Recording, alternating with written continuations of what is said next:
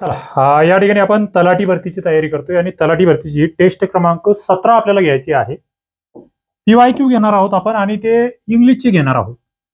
बघा आपल्याकडे जे कोर्सचे विद्यार्थी आहेत त्यामध्ये एक गोष्ट मला जाणवते की थोडंसं इंग्लिशकडे तुम्ही दुर्लक्ष करतायत. इंग्लिशचे लेक्चर्स ज्या तुलनेत मराठी, गणित, बुद्धिमत्ता, जीके बघतायत त्या तुलनेत तुम्ही इंग्लिशला वेळ देत नाहीये. परंतु हे तुम्हाला घातक ठरू शकतं. तुम्हाला तलाठी भरती पोस्ट काढायची असेल तर इंग्रजी करावं लागेल, ग्रामरही करावं लागेल, होकॅप सुद्धा करावं लागेल. अभ्यास कट्टा ऍप्लिकेशनवर तलाठी भरतीची बॅच आहे, नवीन प्रवेश चालू आहे, तुम्ही जॉईन होऊ शकतात आणि त्या ठिकाणी इंग्रजीचा एकदम प्रॉपर अभ्यास बेसिक प्लस ऍडव्हान्सचा करू शकतात. वनरक्षक, वनसेवक, रेल्वे भरती, इतर बॅचेस सुद्धा आहेत. हा नंबर आहे, तुम्हाला बॅचची लिंक पाहिजे असेल तर किंवा प्ले स्टोअर वरून डायरेक्ट तुम्ही त्या ठिकाणी घेऊ शकतात. बघा इंग्लिश खरं म्हणजे हे काय आहे, PYQ आहे. 2025 मध्ये TCSच्या वेगवेगळ्या पेपरला आलेले प्रश्न तुमच्यासाठी मी तलाठीसाठी घेतो आहे. Okay, choose the most appropriate option to fill in the blank. बघा रिकामी जागा भरा. The dash puppy wag its tail and brought smiles to everyone who saw it. पप्पी, पप्पी म्हणजे काय, आपण पप्पा म्हणतो. ओके, हे पप्पी म्हणजे कुत्र्याचं पिल्लू जे असतं ना त्याला पप्पी म्हटलं जातं. मग ते कुत्र्याचं पिल्लू आहे ते कसं आहे, त्याला सगळेजण काय ते मस्त स्माइल करताय, शेपूट वर करताय, ते कसं असणार आहे, लेझी असणार आहे, ग्रम्पी असणार आहे, टायर्ड असणार आहे की जॉयस असणार आहे. सगळेजण त्याच्याकडे बघतायत, हसतायत, ते काहीतरी आनंदी असणार आहे, उत्साही असणार आहे, तेव्हा हे घडू शकतं. त्याच्यासाठी जे ऍडजेक्टिव्ह आहे, जे विशेषण आहे ते जॉयस असणार आहे. बघा जॉय, JOY, जॉय म्हणजे आपलं माहिती आनंद, काहीतरी हॅपीनेस. जॉयस हा शब्द या ठिकाणी येणार आहे ऍडजेक्टिव्ह म्हणून. सॉरी, जॉयस म्हणजे तुम्हाला योग्य ऍडजेक्टिव्ह सुद्धा वापरता आला पाहिजे. फिल इन द ब्लँक जे आहे ते टेन्सवर येतं, आर्टिकलवर येतं आणि सगळ्यात महत्वाचं पार्ट ऑफ स्पीचवर आणि त्याच्या वेगवेगळ्या टाइप्सवर. त्यातही आपण बघतो प्रीपोजिशन तुम्हाला खूप चांगलं करावं लागणार आहे. पुढे पॅराजंबल वगैरे ते तर सगळं मी तुमचं करून घेतोय, त्यामुळे तिथे काही विषय नाहीये. पॅसेज हा सुद्धा एक चांगला गुण देणारा तुमच्यासाठी टॉपिक आहे, मार्क्स देणारा टॉपिक आहे. पॅसेज तुम्हाला सोडवायचे आहेत जेणेकरून तुमचा स्कोर वाढणार आहे.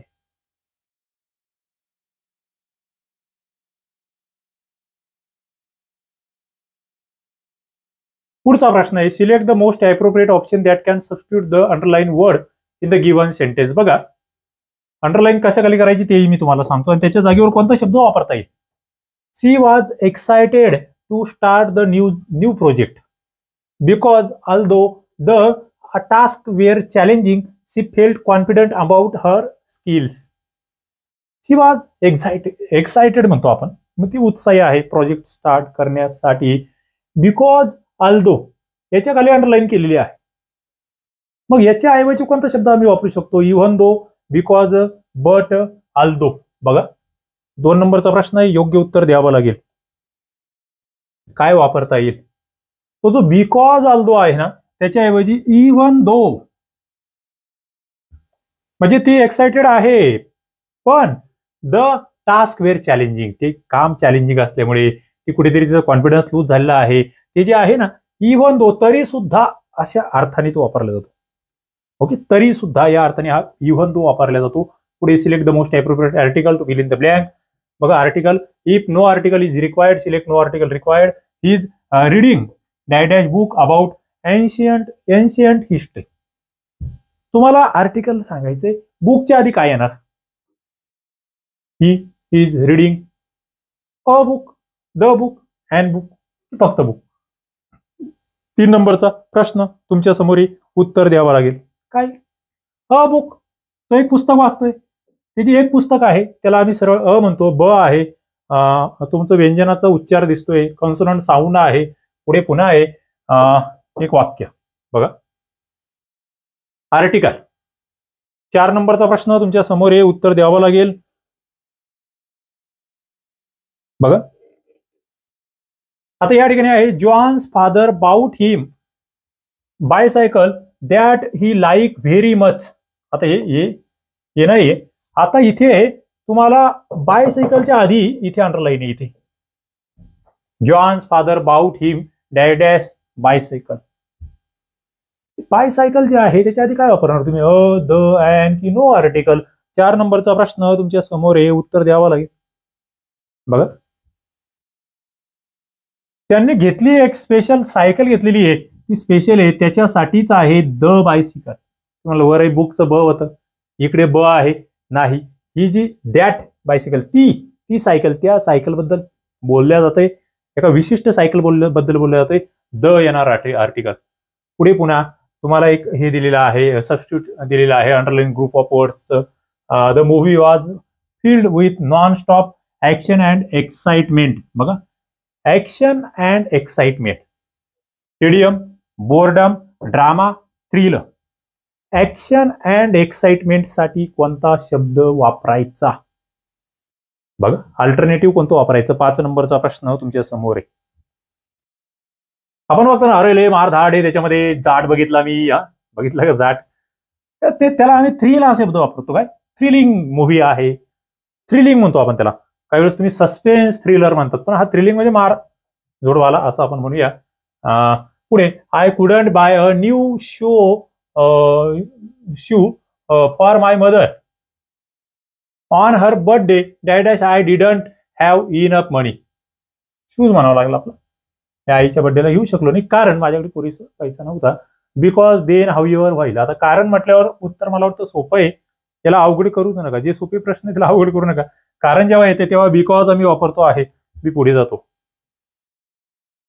पुढे एकदा पुन्हा एक तुम्हाला हे दिलेलं आहे, त्याच्या जागेवर शब्द वापरायचे आहे. अंडरलाईन सेंटेन्स दिलंय बघा. The state's plastic waste crisis was worsen and made more severe since most of the thicker plastic bags were not reuse or recycle.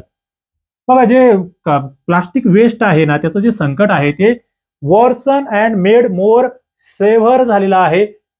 Since most of the thicker plastic bags were not reuse or recycle. आता ते गंभीर संकट होणं म्हणतो आपण, त्याच्यातला हा भाग आहे गंभीर होणे. वर्स म्हणजे वाईटात वाईट परिस्थिती आहे. पण ते वाईटात वाईट साठी काय येईल? Degraded, elevated, exacerbated, integrated. काय शब्दप्रयोग वापरणार? 7 नंबरचा प्रश्न तुमच्या समोर आहे. समस्या गंभीर होण्यासाठी तो शब्दप्रयोग आहे एक्झॅसरबेटेड, असं त्याला आपण म्हणू शकतो. ओके, गंभीर परिस्थिती होणे, बिकट परिस्थिती होणे. आपण बघतोय प्लास्टिकची समस्या आहे, एक महत्वाचं एक प्रदूषणच आपण त्याला म्हणत असतो, त्याचा तो भाग आहे. पुढचा मुद्दा आहे तो म्हणजे पॅराजंबल. बघा, हा मुद्दा महत्वाचा आहे. पॅराजंबलवर प्रश्न येणार आहे, येत राहणार आहे आणि तुम्हाला ती करून ठेवायची. 8 नंबरचा प्रश्न आहे. थोडं झूम करतो जेणेकरून आपल्याला दिसेल. ओके, चलो. ABCD. Okay, despite life expectancy in the country. पुढे म्हटलंय चायना विल ग्रॅज्युअली रेज, आणि पुढे म्हटलंय these plan to raise retirement. आता तुम्ही फक्त पहिल्या वर्डवरून सुद्धा तुमचे ना 1-2 ऑप्शन कट होतात. ओके, पण आपण बघूया सगळे sentence. Despite these changes, China's retirement age remains one of the lowest in the world at 60 for men and 55 for women in white collar jobs and 50 for working class women. पुढे म्हटलंय life expectancy in the country has now Ryzen above that of the United States to 78 years from just 36 years at the time of the communist revolution in 1949. China will gradually raise its statutory retirement age in the next 5 years to try to cope with its aging population and buckling pension system.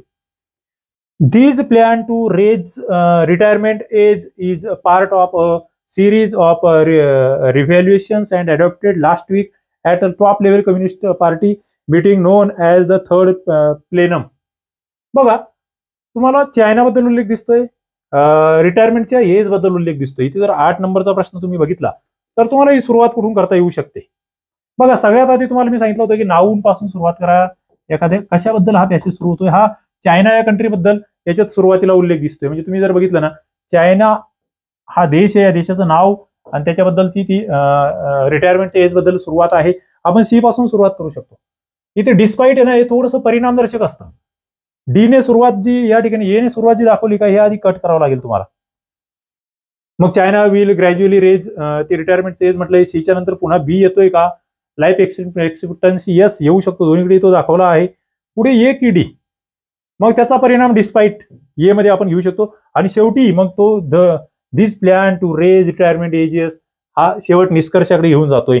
इथे ना 1 नंबरचं उत्तर येऊ शकतं. थोडा logic वापरावं लागतं तुम्हाला इथे. पूर्ण काही तुम्हाला असं त्याच्यामध्ये हे नसणार आहे की सणावळ्या दिलेले असतील प्रत्येक ठिकाणी किंवा तसा क्रमच दिसेल तुम्हाला, अजिबात नाही. पुढे पुन्हा एक पॅराजंबल आहे.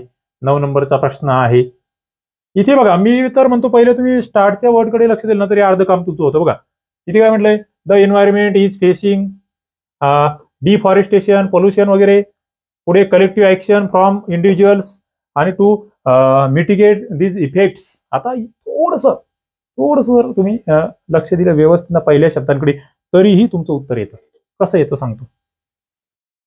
आता या ठिकाणी जर बघितलं तुम्ही, हे डिफॉरेस्टेशन, पोल्युशन वगैरे याने सुरुवात नाही होऊ शकत, कारण ते वेगवेगळे त्याचे इफेक्ट दिसत आहेत.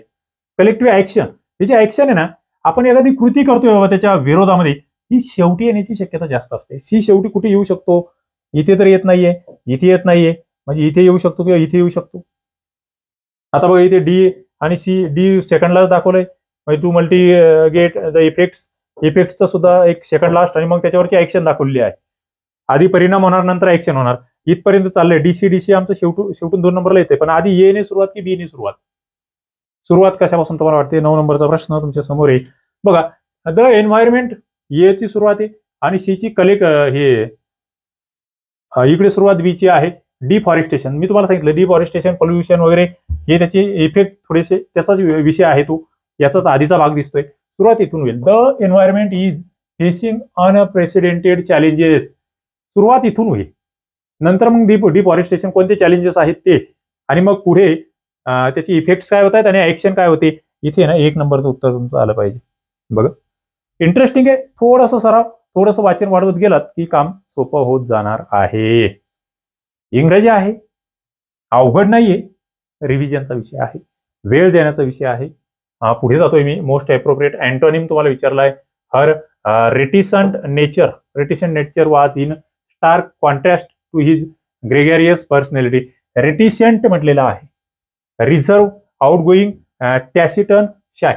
रेटिसेंट नेचर म्हणजे त्याचा स्वभाव आहे तसा, रेटिसेंट असा स्वभाव त्याचा आहे. 10 नंबरचा प्रश्न आहे.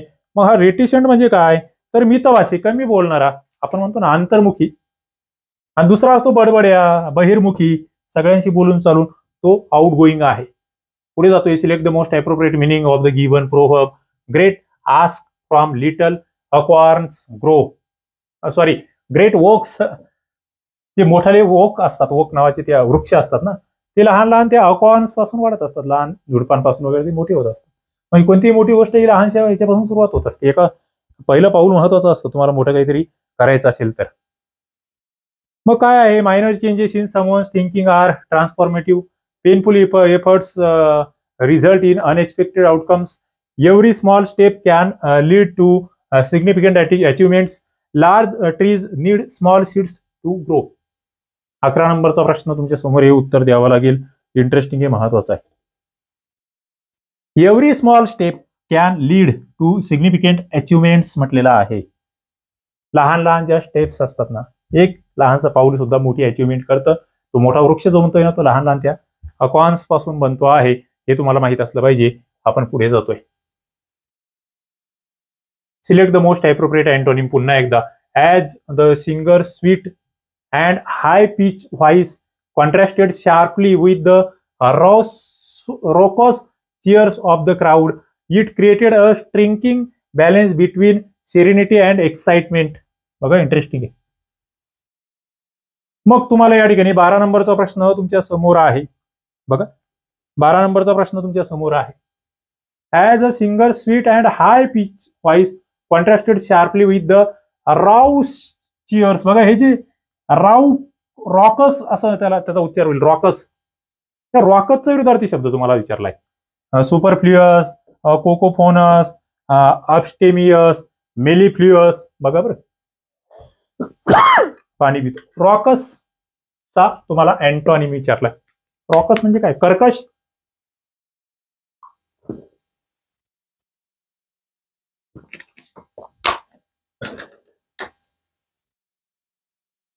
म्हणजे ते जे क्राऊड आहे ते कसं करतंय, कर्कश असा आवाज करत आहे, बरोबर आहे ना. मग त्या कर्कशच्या विरुद्धार्थी शब्द जो येतो ना, तो येतो मेलिफ्लिअस. म्हणजे त्याला मंजूळ म्हणूया आपण, मेलिफ्लिअस. त्याचा विरुद्धार्थी शब्द लिहून घ्या तुम्ही, फायदा होईल पुढे. बघा, इनकरेक्टली स्पेल्ड वर्ड तुम्हाला ओळखायचा आहे. The artist architectural designs were display in the gallery. Architectural हा शब्द कसा लिहिणार तुम्ही? रेक्टिफाय करायला सांगितलेलं आहे तुम्हाला, रेक्टिफाईज म्हटलेलं आहे बघा. रेक्टिफाय म्हणजे सुधारणा करा. आर्किटेक्चरल डिझाईन असतं त्यासाठी शब्द असतो. 13 नंबरचा प्रश्न तुमच्या समोर. कसा लिहिणार तुम्ही? आर्किटेक्चरल. आरके जर येत नाही, आरके येतच नाही, ते आरके जिथे का ते चूक. आर्किटेक्चरल, ARCHITECTURAL,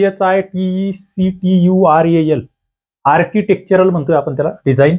3 नंबरचं उत्तर या ठिकाणी आलं पाहिजे. आपण पुढे जातोय. पुढचा प्रश्न तुमच्यासाठी पुन्हा एकदा. The professors consensus on the matter was clear and well reason. बघा, कन्सेन्सस नावाचा शब्द तुम्हाला विचारलं, रेक्टिफिकेशन करा. याच्याकडे अंडरलाईन करतोय मी. कन्सेन्सस नावाचा शब्द दिलाय. 14 नंबरचा प्रश्न तुमच्या समोर आहे. एक शेवटचा एक ऑप्शन इथे राहिला आहे, तो मी आणखी एक देऊन टाकतो. 4 नंबरचा कन्सेन्सस असा देऊन टाकतो. कन्सेन्सस, कन्सेन्सस असा हा डबल हे केला आहे त्या ठिकाणी, तो आपल्याकडून हे झाला होता. बघा, या ठिकाणी तुम्हाला जे दिलंय स्पेलिंग बरोबर कोणती आहे बघा. इथे कन्सेन्सस दिलंय बघा. CONSE पाहिजे, SE पाहिजे की CE पाहिजे? आता इथे कन्सेन्सस आहे, इथे कन्सेन्सस आहे, इथे यनच कट केला, इथे सुद्धा यन कट केला. हा जो कन्से ना, हा जो सी आहे ना, हा इथे चुकलेला आहे. हा कन्सेन्सस हा शब्द त्याच्यामध्ये SE पाहिजे. कन्सेन्सस SE म्हणजे कन्सेन्सस म्हणजे काय? एखाद्या गोष्टीवर सार्वमत होणं, एकमत होणं. तुम्ही याचा अर्थ लिहून घेऊ शकता. हा जो आहे याची स्पेलिंग लिहून घ्या. एकमत होणे. तुम्हाला शब्द लिहत चालावं लागेल, चर्चा करावी लागेल. CONSENSUS. The professors consensus on the matter was clear and well reason. त्यांचं एकमत झालं, त्यांचं त्या ठिकाणी एक म्हणजे त्यांनी मान्यता दिली त्याला, असं आपण म्हणू शकतो. पुढे जातोय. कॉम्प्रिहेन्शन आहे. पुन्हा एक पॅसेज आहे. आता हा पॅसेज जरा वेगळ्या पद्धतीचा दिलाय. हा पॅसेज कसा दिलाय माहिती का? तुम्हाला पॅसेज दिलाय आणि त्याच्यात दिलाय रिकाम्या जागा. म्हणजे as the conference began the speaker step on to the stage exuding a sense of dash that immediately. आता हे जे इथे 1 नंबर दिले ना, याच्या खाली इथे अंडरलाईन मध्ये इथे कोणता शब्द भरायचा? योग्य शब्द तुम्हाला निवडायचा आहे. Immediately captivated the audience. His ability to engage people with his words was not merely dash. It was an art form that many tried to emulate throughout his speech. He used vivid dash to illustrate his points, making complex ideas accessible to everyone present. The audience was not just listening, they were dash with him, laughing and nodding in agreement. By the end of the session, it was clear that his message had dash a lasting impact on those who attended. बघा, आता खाली प्रश्न कसे तुम्हाला विचारलंय की जी 1 नंबरची blank जागा आहे तिथे काय भरायचं, 2 नंबरच्या ब्लँक जागेत काय भरायचं. आता मी तुम्हाला देणार आहे हा गृहपाठ. याच्यावर जे 5 प्रश्न आले आहे, ही PDF तुम्हाला मी आपल्या अभ्यासकट्टा या टेलिग्राम चॅनलला आणि बॅचमध्ये टेस्ट क्रमांक 17 म्हणून अपलोड करेल. तुम्हाला व्यवस्थित वाचायचं आहे आणि योग्य रिकाम्या जागा भरायच्या आहे. बघूया, शोधा सापडेल. ओके, तोच पुन्हा हे दिले 17, 18, 19 त्याच्यामध्येच आहे. ब्लँक नंबर 2, 5, 4 खालीवर किल्ला आहे. त्याचे उत्तर द्यायचे. शेवटी आन्सर की सुद्धा तुम्हाला दिलेली आहे. तुम्हाला तुमचं उत्तर सुद्धा चेक करता येणार आहे. तलाठी भरती आहे आणि निश्चितपणे या लेक्चरचा तुम्हाला फायदा होत राहील. कंटिन्यू बघत चला. लाईव्ह सेशनही बघा आणि रेकॉर्डेड सेशन सुद्धा बघत चला. ओके, अभ्यासकट्टा ऍप्लिकेशन तलाठी भरती TIT मुख्य सेविका मुद्रांकन नोंदणी शुल्काच्या शिपाई पदाच्या 284 जागा निघाल्या आहेत. तुमच्यातल्या यांना खरोखर गरज आहे, पटकन नोकरी पाहिजे आहे, ते तिथे फॉर्म भरू शकतात. काही हरकत नाही. कोणते पद सध्याच्या काळामध्ये लहान मोठं हा विषय नंतर आहे. सध्या आपल्याला कुठेतरी जॉब मिळणं महत्वाचं असतं. त्यामुळे तुमच्यातले काही जण तिकडे फॉर्म भरू शकतात. त्याची बॅच मी वेगळी सुरू केली आहे. काही जण असतील तिकडे इच्छुक तर शिपाई पदाच्या त्या बॅचला सुद्धा जॉईन होऊ शकतात. थांबूया. धन्यवाद.